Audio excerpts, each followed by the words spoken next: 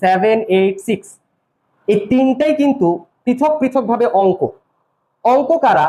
অঙ্ক হইলো তারা যারা সিঙ্গেল। যেমন এখানে দেখো 0 একটা অঙ্ক, 1 একটা অঙ্ক, এগুলো যা লেখছি কমা কমা দিয়ে সবাই এক একটা অঙ্ক। আর সংখ্যা তারা যারা হইলো মিঙ্গেল, মানে দুইটা বা তার বেশি সংখ্যক অঙ্ক পাশাপাশি বৈশা যেটা গঠন করে সেটা হলো সংখ্যা। যেমন 786 এটা কিন্তু একটা সংখ্যা।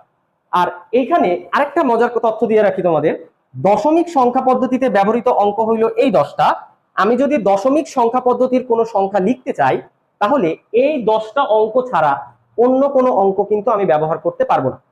এই 10টা অঙ্কের মধ্যে থেকে যে কয়েকটা আমার দরকার সেই কয়েকটা নিয়েই আমি সংখ্যা গঠন করতে পারবো।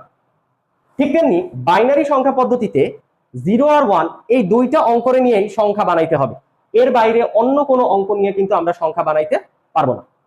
আচ্ছা, এরপরে দেখো আমি এখানে সবগুলো সংখ্যা পদ্ধতি থেকে কিন্তু উদাহরণ দিয়ে রাখছি। যেমন হেক্সাডেসিমাল সংখ্যা পদ্ধতিতে 0 থেকে f পর্যন্ত এই 16টা অঙ্ক আছে। এই 16টা অঙ্ক থেকে আমি দেখো DA দাদা 7 এই 5টা অঙ্ক ব্যবহার করে সংখ্যাটা তৈরি করছি, আর ভিত্তি কত লিখে দিছি 16।